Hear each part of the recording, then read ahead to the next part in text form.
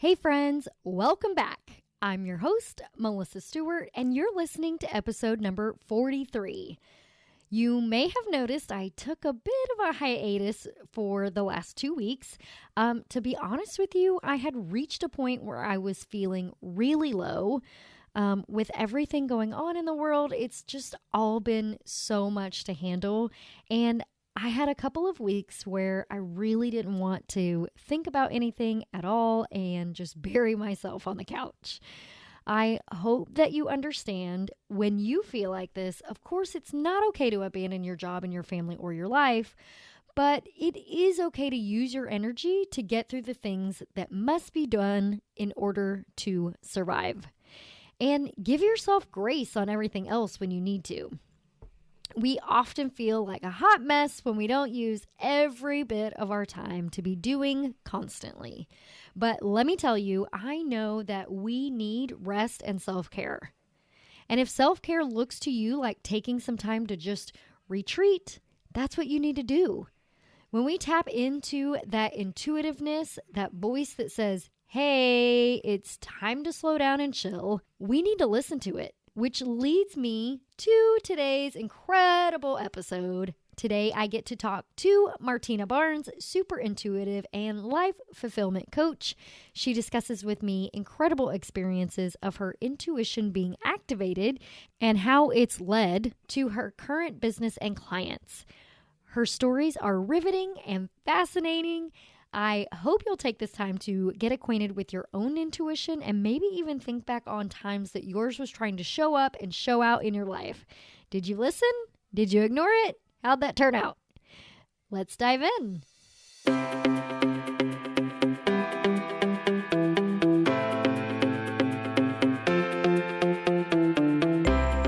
You're listening to the Live with Audacity podcast. I'm your host, Melissa Stewart. Audacity is defined by Merriam-Webster as intrepid boldness or disregard for normal constraints. And that's exactly what we have here. The Live with Audacity podcast is aimed at giving you the courage to explore your someday dreams, do things your way, and start making things happen in your life right now. I'm a mama to 4 kiddos ranging from college student to kindergartner, wife to a high school football and track coach, and a multi-passionate entrepreneur. Together with my guests, we're going to teach you how to live with audacity and intentionality, discover and utilize your unique skills and talents, and step into who you are meant to be in order to make your someday dreams a reality. Are you ready? Here we go. Hey everyone, thank you so much for tuning back into the Live with Audacity podcast. Today's episode is just like the last and really exciting. Today I get to speak with Martina Barnes, and she is all about reliable personal power. Martina, welcome to the show. Thank you so much, Melissa. I am delighted and excited to be here today. I am really excited to talk to you because I was reading through your information and it seems like we each have a similar message, but tell us a little bit about what reliable personal power is. I would love to. I will start by saying that I feel as if having reliable personal power has been a lifelong journey for me. And I see reliable personal power as something that comes from within us. We all have an internal compass. It's not always easy to read that compass.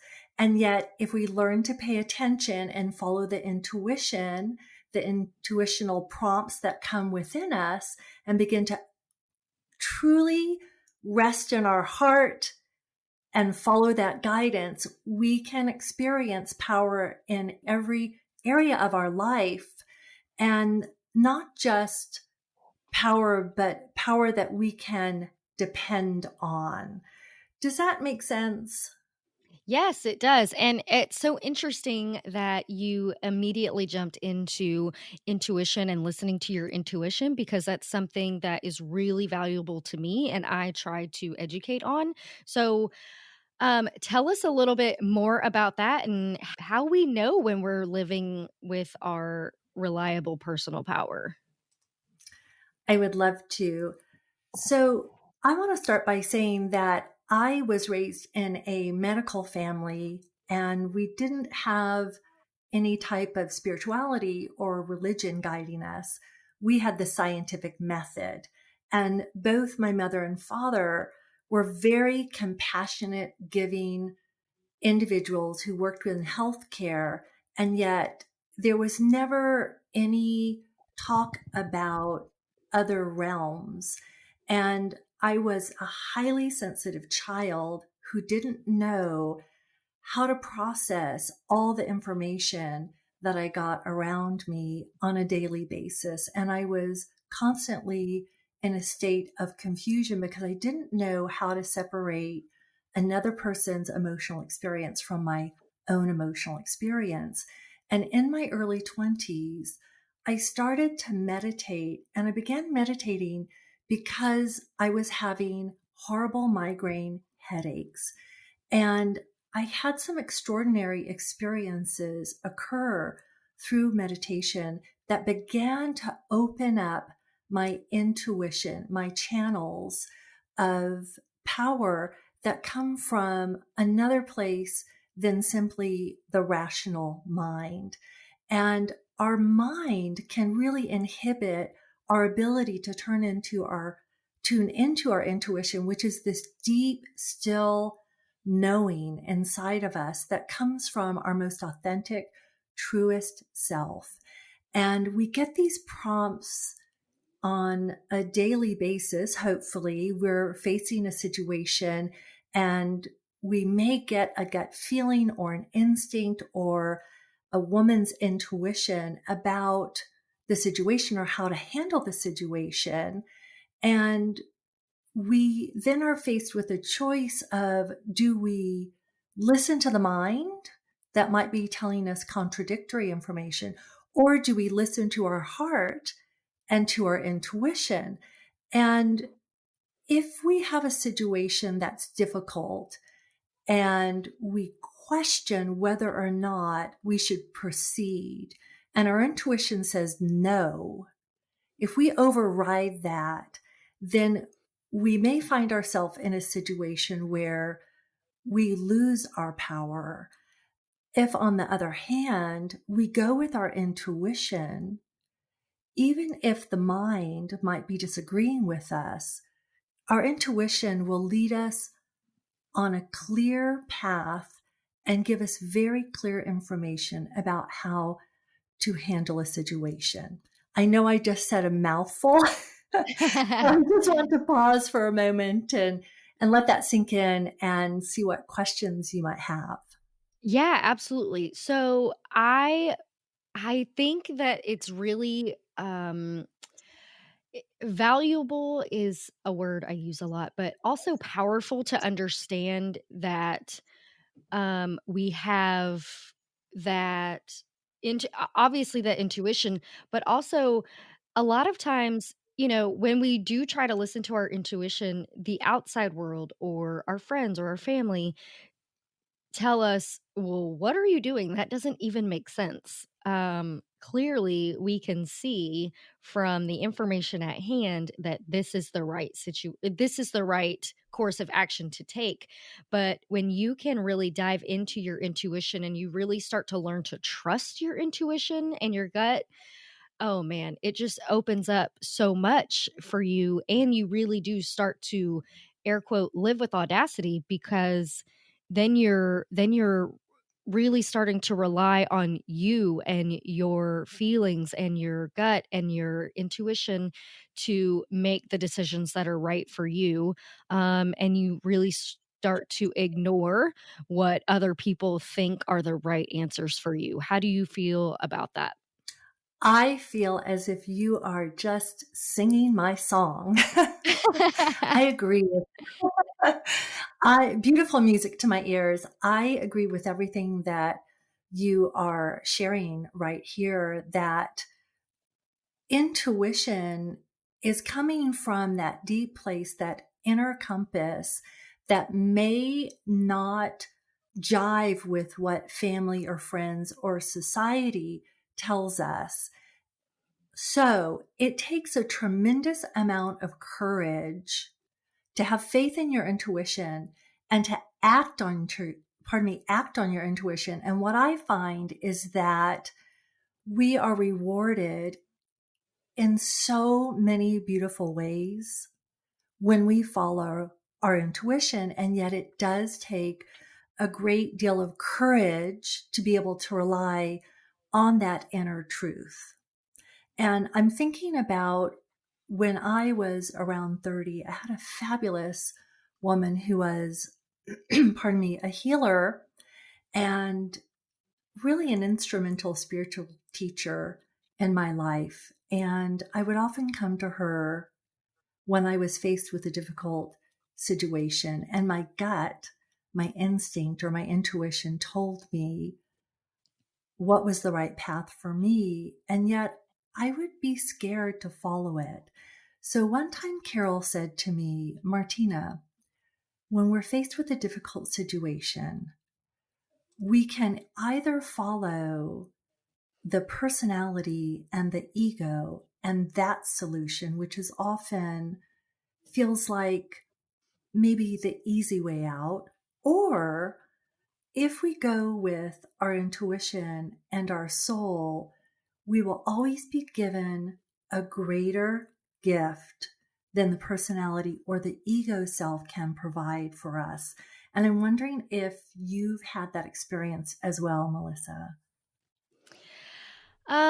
Yeah, I mean, I think so here's my experience is that when I don't listen to my intuition and I go either by my heart or by my brain, um I feel like eventually God or the universe says, my goodness, girl, you did not listen the first time. So now I'm going to have to take some massive action and change your life so that you finally get it. And that's been my experience. And it can be really hard to listen to it. Like I said, just because logically, like you said, it just sometimes the decisions that we feel like we're called to make no sense at all. And you're like, it's just like someone quitting a job where they make great money, but they're unhappy, but their intuition is pulling them to something else. Most people look at them and say, "Wow, what an idiot. Why would you give that up?" You know? Why Isn't would that you the give up truth? so much, right? But yeah, when we start to listen to our intuition, the sky really is the limit. Um, Tell me about um, how you got into this and where it really started from. I know you mentioned when you were a child that you were feeling all these things and having a hard time with it, but how did you dive into this particular niche of helping people? I love your question, Melissa. Thank you. I studied at a women's college in California. I was raised in Los Angeles and then I went to school in the San Francisco area. I was at a women's college called Mills, and I was studying economics because that is what my father believed I should study. And he Uh-huh. had big hopes of me, right? He had big hopes of me going on to get my MBA, my master's in business administration, and then we would build companies together, etc. And I wanted my father's love and approval so much because it never seemed to come as a child. So I decided, yes, economics is the way to go. And in my senior year, maybe a little before that, I started having some extraordinary experiences that I would love to share if that's okay. Yes, please. I actually was going to ask, so I'm glad you brought that up. So I'm going to share two of my favorite. As I mentioned, I started to meditate. It was actually a type of exercise, a type of exercise called autogenic relaxation, where you start at your feet and you say, my right foot is heavy and warm. My right foot is heavy and warm. My right foot is heavy and warm. I am at peace. So I did this 3 times a day. It really helped me manage my migraines and it helped me cope with the pain when they came on because back in the day, we didn't have good medications for migraines. So one day I came in from class into the lobby of my dorm, greeted the receptionist. I looked around her shoulder to look at my mail slot to see if I had any notes, and there were no notes. So I went upstairs to do my relaxation. I put on some beautiful piano music, and I had this profound experience of being released from my body and floating with the notes of the music. It was exquisite. It was extraordinary. And during this time, this vision came to me of a pink envelope that was being inserted to the mail slot downstairs. This really caught my attention because I was just grooving to the piano music when this vision came. I was so curious that I stopped my meditation. I ran downstairs. I looked in the mail slot again, and lo and behold, what did I see, Miss Melissa? A pink envelope? I saw a pink envelope. Oh my gosh. It was so amazing. And I said to the receptionist, Audrey, was that pink envelope there when I walked in? She said, no, one of the students just dropped it off for you. So I opened the envelope. It was a really mundane message from my advisor saying, oh, Martina, we don't need you to tutor economics today. You don't have any students. And it just stopped me dead in my tracks. And I thought, this is so exciting. And yet this is really scary because there was no way for my logical, rational, scientific method mind to wrap around this experience. Well, it didn't stop there. These experiences began to happen more and more frequently, but some of them were scary.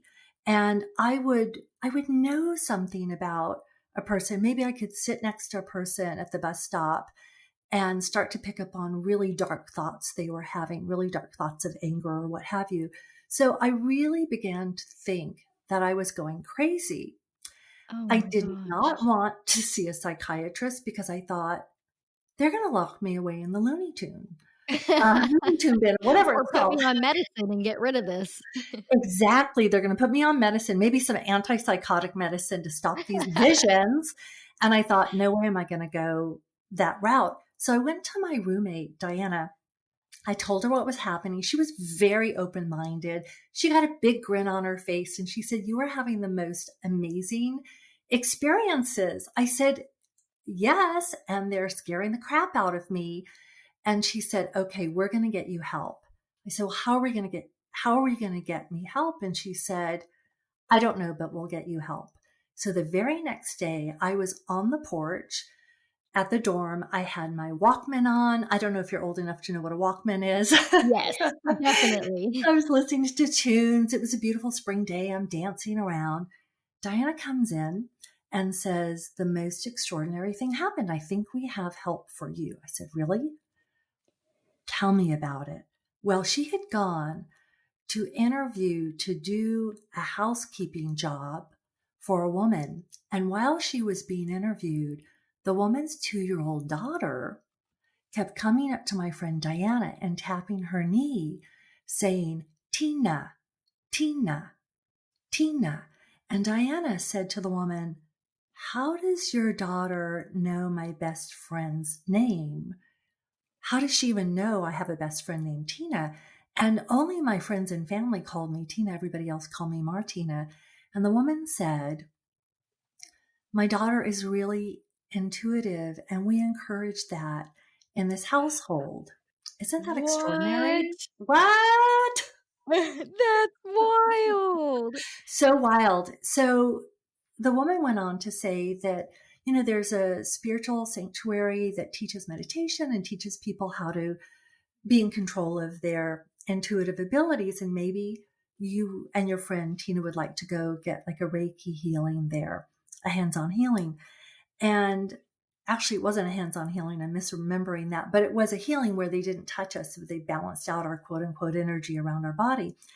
And when Diana told me this, I said, there is no way I'm going to go to this place because either they're going to hook up electrodes to me and find out that I'm not intuitive, that I'm crazy, and then they're going to send me again, right, to the mental hospital, or they're going to find out I am highly intuitive and I'm going to be like that movie Audrey Rose, where every time I get angry, a chair goes flying through the room or something like this.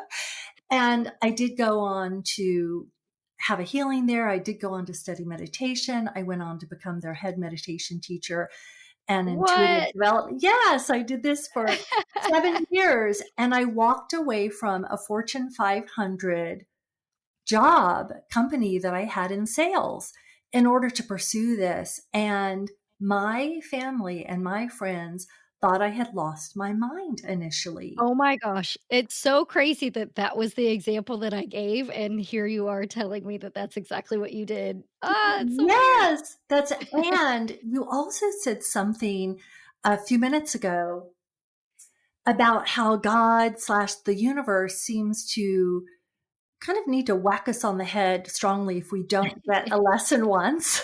And Yeah. I think because I came from such a scientifically bound medical family, and I had a very strong mind, like look at everything rationally, and yet I was very emotional at the same time. But I think that the universe needed to do a lot of intervention when I was young in my early 20s by metaphorically taking giant sledgehammers to like whack them over my head, because how else could the universe slash God get through to me, because my mind was so, and my ego was so barricaded. Does that make sense? Yeah, absolutely. So I think that as I started listening more and more to my intuition and letting it guide me, acting on it, then the universe didn't have to give me such radical messages or such dramatic examples to wake me up. Over time, this just became a way of life that I could let that intuition guide me. And I began to trust that it was leading me on a soul path that I was meant to be on. I wasn't meant to be an economist. I wasn't meant to be a businesswoman, even though I'm good at it. I was meant to help people from my heart. And that ultimately led me to graduate school where I studied psychology. From there, I went to work at hospice because from the time I was young, I was very aware of death. My best friend, named Lori Lapata, who is now deceased, was born with cystic fibrosis. And at the time, the mortality rate was age 4. But we lived Oh, near the wow. UCLA Medical Center, and she got all of the most up-to-date medical treatments. She lived to be 30 or 31 years old. Oh, wow. Isn't that amazing? And of course, now the mortality rate is so much higher with the advancement in medicine. And so I think because I was so aware of death from a young age, it really guided me. I ended up at hospice, and the universe decided not to just give me cases of people to counsel who had had a spouse die or a parent die. I was given cases of people who had traumatic losses, like there had been a suicide, there had been a murder, there had been a horrible accident and a child died. And after a year or so, I said to hospice, if you want me to continue in this role, you have to give me trauma recovery training. So they paid for me to go Oh, learn. wow. Isn't that amazing? I was just So cool. so grateful to them that they paid for my training. So when I ultimately, pardon me, ultimately left hospice to go into private practice on my own, I became a trauma recovery specialist, and I did that for 20 years. And then my father was given a diagnosis of Alzheimer's, and he lived in San Antonio at the time. He was a brilliant, world-renowned brain surgeon, given this very sad diagnosis. And he came to live with me. I brought him to live with me for a couple of years. And when he died, I took 2 months off from counseling others. And I became very quiet and very still again. And I asked for guidance from Spirit. And Spirit said, it is time for you to work with women to help them come into their reliable personal power. Because in that time that I cared for my father, who was a very externally powerful man, I began to see myself differently. I began to successfully challenge these old beliefs that told me like I wasn't enough, or Mm-hmm. I was too much, or I wasn't worthy of love. There was something wrong with me. And that's when I developed a system, or I wouldn't say that's when I developed it. It's when I honed and refined a system to work with women, and women who are high achievers and are accomplished in many areas of their life. And yet they struggle in, say, one or two areas and they need help. So this is my great joy. This is my long winding story Yeah. of how I Isn't that got here. But I think it's valuable to to point out though that we our life is a long and winding road, and we're always being moved to the next thing. And just because we, might be at a point where we're living our purpose right now, that doesn't mean that our purpose can't change in the future, and also doesn't mean that if we are not living our purpose right now, that we can't figure that out and get back on that path to our purpose. I wanted to ask, during your trauma recovery training,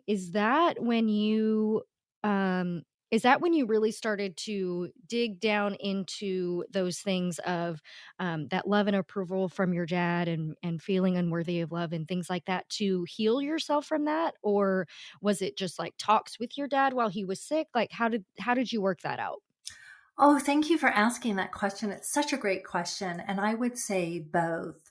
When I began training as a trauma recovery therapist, I realized that being a sensitive woman who also had what I now understand as complex PTSD, I was raised, my parents were divorced, and my mother was a brilliant woman. She was also, in my opinion, an alcoholic, and there was a lot of chaos and in her household. And then 3.5 months of the year, we lived with my father, and he handled his anxiety through being a rageaholic. And so this exposure to the alcoholism and the rage over time created a very complex set of trauma variables within inside of me. And it wasn't until I began to recognize my own trauma and the old beliefs that I carried from that trauma that I began to heal. I found a therapist who was very well educated in trauma. She helped me understand that there was nothing wrong with me. There was something wrong with the environment, the family environment that I grew up in. And I want to be clear, not to blame my parents here. I love my parents. They both are deceased now. They both did the very, very best job that they could. It's just that they were not available to me to attune to me emotionally and meet my needs. And this is really what a child needs. So I went on this journey for about 8 years of healing my own personal trauma with a therapist, but also in that role of being a trauma therapist, I had to continually look at my own trauma and bring that to spirit and be very, very honest with myself. So that really helped my healing journey. And I began to feel more and more confident, more and more courageous. And my father invited me on a trip to Italy when he turned 81 years old. And he gave me full reins. He said, I want you to plan this entire trip, which was very unlike him because he was really masterful at being a control freak. Okay. And, and so at any rate, we went on this trip together, and he began to see how competent I am. He began to see how alike I am to him. And he slowly started to value me. This was the missing piece for me because I kept choosing emotionally unavailable men up until that point. And Oh, isn't that interesting? Because it is. yeah. And I did, it's really because I didn't have that approval from my father. I didn't have that recognition of who I was. But on this trip to Italy together, he started to see me in my competence. And he also had all of these questions about my intuitive abilities. So over the course of several years, we had endless conversations that healed my heart. And really, it was really the missing piece to my identity as a powerful woman. He helped me when he gave me that love and approval. I really could throw away those old scripts once and for all. And it was incredibly liberating. And I have really just a eternal gratitude to my father for seeing me. And even if you don't get to have that experience of healing with your parent in the way that I did, it doesn't Mhm. mean you can't have that healing. Does that make Oh, sense? yeah, absolutely. So, are there any tips that you would give someone who doesn't have the opportunity to get that from their parent or maybe an ex-husband or something like that? Ex-wife too, obviously for anyone listening. But anyone that has been in their past that they don't have the opportunity, or there's that wall up where the communication just isn't possible. Do you have any tips for them to help them deal with that? I do. I'm going through my cache of exercises and tips in my head as you ask that question. And I find one of the most helpful things to do is to journal. Or if you don't journal, you could just take a piece of paper and begin to write down all of these beliefs about yourself that are limiting. Maybe some of those beliefs are what I spoke of earlier, that there's something wrong with me, or I'm not enough, or I'm too much, or I'm not worthy of love. To start to list down all of those beliefs that seem very, very believable to us. They feel like the truth Mhm. because they got hardwired in our brain when we were children. So Yes. then on the other, right? You sound like you know what I'm talking Yeah, about. girl, I do know. I know exactly what you mean. Oh, And I think most that's the thing is I think most people do know, right? Like, we all have stuff that we've been through or overcome or dealt with that has, solidified these stories in our head, and when we tell them to ourselves, it's like, "Well, yeah, I mean, that's so logical, that's so perfectly logical to believe that." But like you were saying, when you realize it's not because your parents wanted to hurt you or they wanted to put you through this stuff, it's that they didn't have the tools and the, emotional equipment, I guess, to handle their own stuff, that's really powerful, but go ahead, I'm sorry. On yes. the other Oh, side of our journal. thank you so much for chiming in on this and really validating what I believe maybe many, if not most, of your audience members have experienced. And we all carry what I call belief burdens or emotional burdens. And that's on the left side of the ledger of your journal.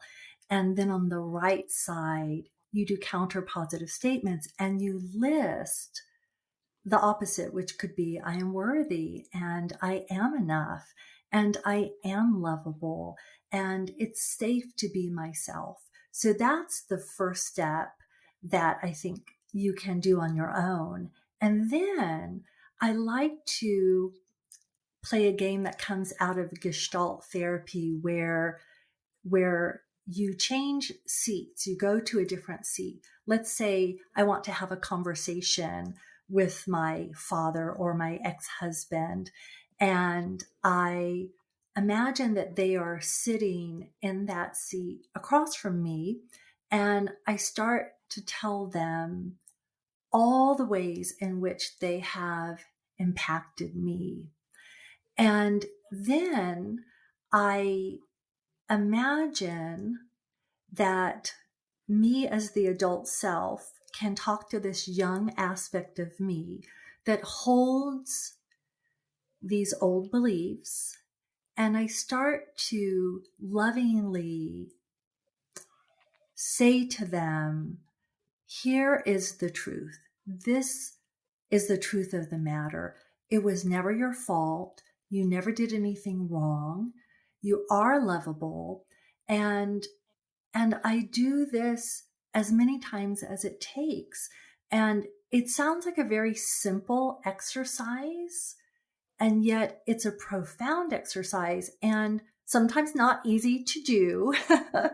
And so, what I recommend folks imagine is that they are talking to someone whom they love, someone whom they admire. It doesn't even have to be somebody that they know, someone they admire and respect, and that they are communicating with that person they admire and respect. And sometimes if we put ourselves in the third person, then it's easier for us to give love and acceptance and release judgment. Does that make sense? Or I wonder if I lost anyone on that one. No, no, I think it makes total sense. Yeah, for sure. Um, I wanted to ask, earlier we were talking about, I don't remember the exact example because I didn't write it down. But we were just talking about your how you grew up very science based and factual based. But then the older that you got, you realized how powerful your mind is. Yes. Um, and I think a lot of times people are really terrified to dive into that and learn about that. Um, Tell us a little bit about how you not only learned that, but became really like okay with that and thought, well, this is probably something I need to dive a little bit more into, and how you reconciled that with your, um, only science is the way. Yes. Thank you for those are great questions. And I will start by saying I didn't do it alone. And I've been so fortunate that I have had beautiful, strong mentors in my life. The most significant mentors, I'm thinking of three women, have all been like twice my age, and they have been that loving parent for me. And I would encourage your listeners, if they can, to find a mentor. It could be through church. It could be through the YMCA. It could be through somebody you know in the neighborhood, and begin to build a relationship with someone who has more wisdom and life experience than you do. That would be my first recommendation. If you have trauma that's unresolved, I would encourage you to seek the help of a trauma recovery therapist. If you've done a great deal of healing and you're ready to take the power to the next level, then find a fabulous coach like yourself, Melissa. And if you don't have access to that, then find that friend. Hopefully, you have a friend in your life who is non judgmental, who accepts you and loves you for who you are, and share some of your darkness with them, share some of your shame with them. And Mhm. I think, Brene Brown talks a great deal about this, is we have to find the people that are worthy of hearing our stories of shame so that we can bring them to the light, because shame has its power by keeping things in the dark. And I really do believe that shame is an evolutionary function to help us remain part of the tribe or to remain part of the herd. And Yeah. right. But for those of us who have had a lot of rejection or didn't have parents who could really see who we are and mirror to us who we are, we developed shame as a default. And so this is one of the first steps, is we need to bring the shame to light. And it is really scary and it feels shameful. Who wants to share their shame? It's like this dark, icky blob of, Yeah. like it's really, really scary. And I want to, Really scary. right? It's so scary. And I just want to reassure individuals that when you have the courage to share your shame with the right people, the people that you can trust, this is how we release the shame. And this is how we begin to feel the truth, which is that we are all lovable. We were all born lovable.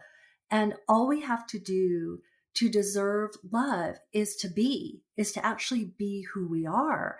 So, Yes. right? So Yes. I Embrace want that authenticity. embrace it audaciously. And I just want to say, be courageous. And this is such a cliche, and I'm going to say it anyway. The truth really will set you free.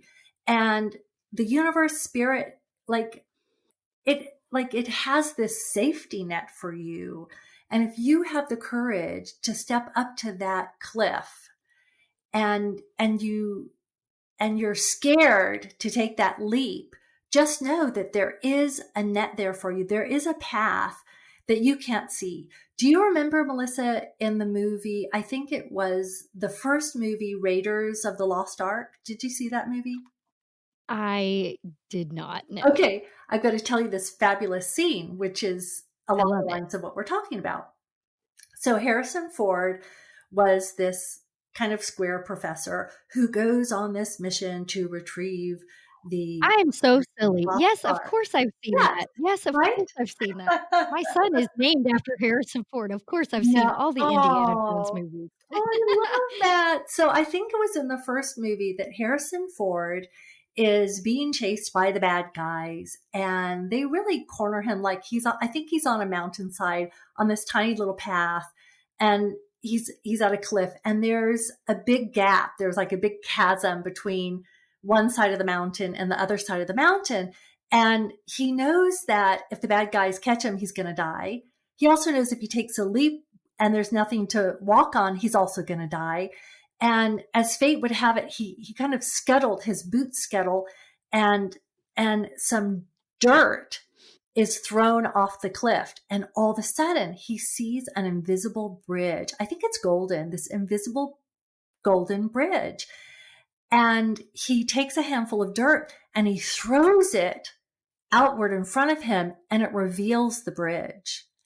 And he races across it. And of course, we know he survives because there's a lot of other Indiana Jones movies, right? And I often think Spoiler about alert, everybody. spoiler alert, spoiler alert. And this is what I think of for myself, and what I encourage my clients to do is, look, be brave and throw a little of your dirt, your inner dirt, out there to somebody that you trust. And that bridge, that golden bridge, is going to appear for you. And this has happened for me over and over and over again, enough to know that I'm never really alone, that there is a greater force that is holding me. So I'm not sure if I answered all of your questions there, but Absolutely. No, you did it perfectly. 100%. thank you. Um, yeah. Okay, so tell us how we can work with you, because I love every single thing that you've said today, and I feel like you are so perfectly eloquent and can um, put into words everything that I've ever felt in my whole life. Oh, that's so So beautiful. tell us how we can work with you if we feel called to do that. Thank you for asking. There are several ways and simple ways to get started. So if folks come to martinabarnes.com, and it's Barnes with an E in it, like Barnes and Noble, Got you it. can And get I'll, started. of course, put it in the show notes. Awesome. So you can go on there and give me your email address, and you will get a link welcoming you to Reliable Personal Power. And you can take a fun, short 10-question quiz on how you're doing with your reliable personal power in your relationships. You can also follow me, Martina Kitty Barnes. Go to Martina Kitty Barnes on Facebook.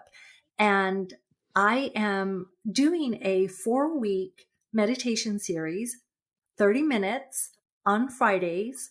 And they're they are meditations I'm going to lead you in that are going to help you access your intuition and your reliable personal power, which is something that all of us need right now. We're recording this during the time of sheltering in place with the coronavirus. Yep.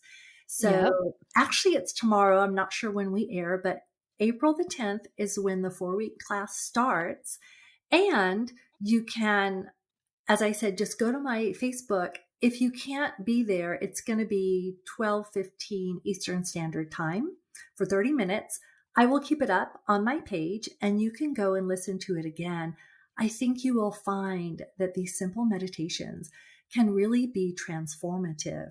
And the other way that you can work with me is one-on-one. I have a 3-month program where we design together the areas in your life that you are desiring to bring more personal, reliable power to.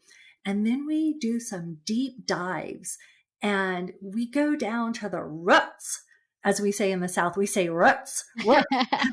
I was raised saying roots, like roots of a tree. They say roots here. you We do not say ruts in Texas. Oh my goodness. We also say things like, well, just go on yonder. Just I reckon that there's a Oh, gas yeah. station down yonder, We right? Oh, yeah, we totally say that. I love it. I love it. So I've been working with folks for, let me think. I've been working with folks for over 30 years, and I will hold you lovingly in a very safe way and carry you across um, your journey over the course of several months. So those are some ways you can dip a little toe in, or you can jump in to the warm waters of exploration. Did you? I I love was. it. Have you ever gone to? I don't know why this image came up. I guess because you're in Texas. Have you ever gone to Barton Springs in Austin? Oh, yes. Right. So It's so we have awesome. a. Isn't it an awesome place to be? So I just thought about, look, when you dive into those deep waters, you just come out refreshed and you come out ready to take on the world in a new way. Absolutely. I totally agree with that. When it's hard when you get started and it can be painful, but when you Yes. come out on the other side, oh, it's so freeing and so you literally feel refreshed and cleansed. And it's fantastic. I wanted to ask one last question before we dive into the rapid fire. But do you feel like everyone has a little bit of intuition, or do you feel like only certain people have it? What's your view on that? I love your question, Melissa. And I suspect we may be of similar minds. I don't know how you see this. I believe that we are all born with intuition. We are all born with a special signature stamp on us that says, hey, I'm Melissa, or hey, I'm Martina. And it's a blueprint.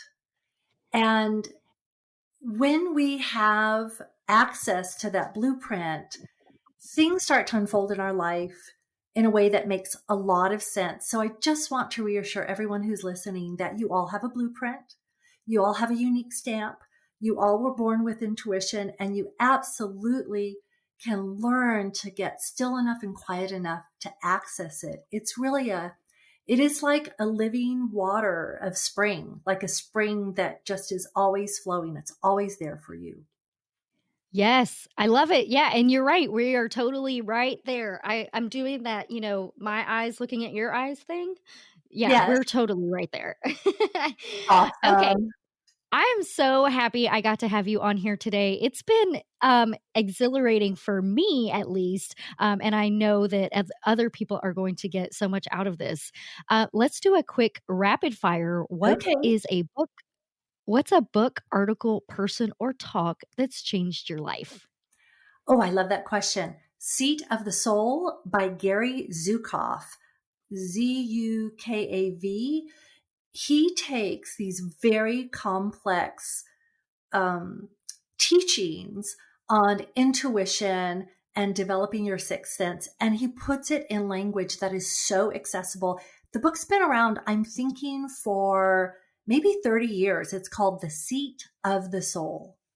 I love that. And writing it down, it's so crazy. All of my guests always have, you know, typically when you see in Facebook groups like, oh, what book are you reading right now? Most people have a lot of the same books that they're reading. But it seems like every single time I ask this question on a podcast, that everybody has a different answer. And I just always love the answers. I'm like, oh, guys, I'm getting so much self esteem over here. Oh, that's so fabulous. Okay, what is your favorite Friday night at home? Oh, my favorite Friday night at home is sitting on the bed with my boyfriend, George, and his dog, Tilly, and my dog, Seamus. It's very cozy because we don't have that big of a bed. And we love to watch Netflix and eat popcorn. I know that sounds really maybe mundane, but it's just so cozy. And we've been doing lots of Netflix lately, as I imagine lots of folks are doing as well. Oh, yes. Oh, yes. My daughter got into this place where she was like, Mom, can we watch a movie? Can we watch a movie? But it wasn't because she really wanted to sit with me and watch a movie. She just wanted to make popcorn. Well, it's a great excuse to make popcorn, right? Exactly. Exactly. So, she's silly. What was Oh, your dream job as a kid? my dream job, this is going to be funny. My dream job as a kid was bagging groceries at the grocery store. I have no idea. What? I know, right? But this is what's hilarious too, is that so I'm thinking of my father, who was this, world renowned, accomplished neurosurgeon. His dream was to be a garbage man who rode on the back of a garbage truck. And I find it fascinating that he had this, in a way, mundane job. For me, I wanted to bag groceries. And I think that it has something to do with my mind and how I like to organize things and how I like to create, Yep. right? Like how things can go together, like, hey, let's put all the boxes together. Let's put all the cold food together. So It's like Tetris. yes, it is. It is like Tetris. And when it first became available that we could do self-checkout, I was thrilled. Me too. Well, really? We have that in common. I love that, Melissa. I love that. Bagging doesn't really do it for me, but putting groceries on the conveyor belt in groups and making Oh, them organized and look pretty is totally my thing. I love that. You know what? I think it is. I think that's the full picture. You've just completed my fantasy. Oh my god, that's so funny. I love it. I've never told anybody that. That's so hilarious. I love you shared What's that. the next vacation that you're planning? The next vacation that I'm planning. So I hatched a plan. Anywhere but your house, right? Anywhere but my house. Anywhere but my house. Well, we will see what happens because I have a ticket for August 1st to go to Copenhagen for 3 weeks. Never been to Oh, so Copenhagen. cool. And I'm a huge fan of bicycling. In fact, I teach spin class at the YMCA. And So cool. it's so much fun. So my dream has been to spend 3 or 4 weeks in a European city, a different one each summer, to work from that city and only get around on my bicycle. And I hear Copenhagen is going to suit my needs quite well. And who knows if with the coronavirus, if I'll be able to take that trip August 1st, but if not, it will be at a later date, but it will happen. I love it. I love that you are so committed to making sure that you get to do that. And so funny, when I was a kid, bike riding was my favorite thing in the whole world, and I still love doing it with my kids. I love And that. it's so fun. But I've never taken a spin class, so maybe I should do that. Let me tell you, if you want a really good workout and with some great music, go take a spin class. And I have to say, listening to you and listening to our similarities, I really think, Melissa, that we're sisters from another mister. I think so too. That's so funny that you said that because you're you're not going to think I'm crazy, but other people might think I'm crazy. I have this app. It's called I don't remember which one it was.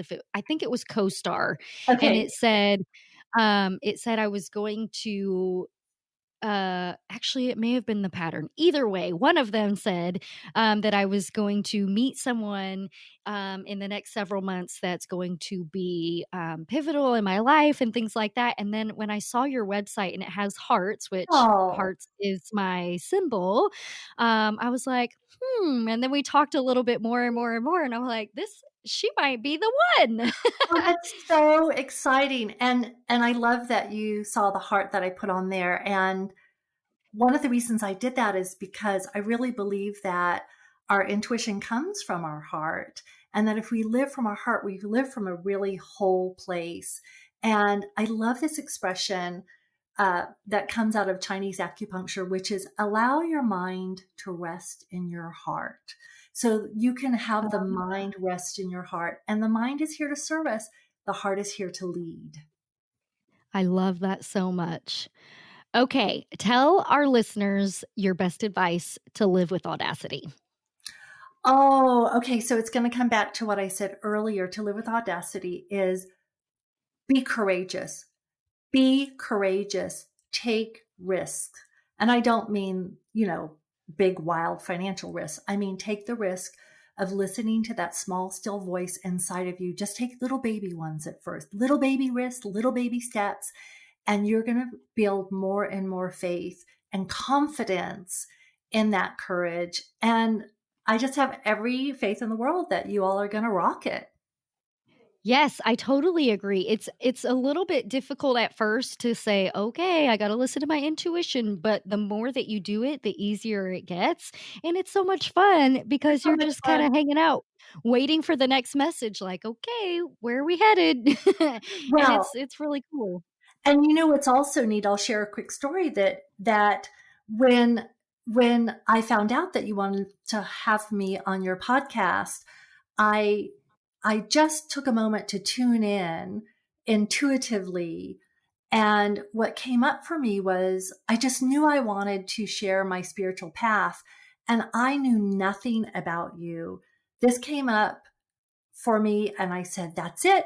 And then I went and I looked at your website and I got so much validation. So I'm so excited. It's really a two-way street. Yeah. Oh man, you're making me cry. Oh, I totally feel that too. It's so incredible. Man, really feel like we could just sit here and talk all day about the yes. synchronicities and all the all the amazing things.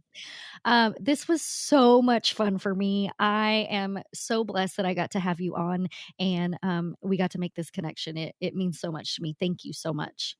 I feel exactly the same way, sister from another mister, and I'm so grateful. And I had so much fun. And I appreciate so much you shining your beautiful bright light into our world. Hey, y'all, I had to jump in here real quick because I need a favor. If you are loving the Live with Audacity podcast, I need you to do me a big, solid favor and share it with your friends, share it on social media, and go to the Apple iTunes link and click subscribe, rate it, review it. I need to know your feedback, and I want to keep putting this out for you, so I really need your help to get the message out. Thank you so, so much for your loyalty and your super kind and sweet words. They mean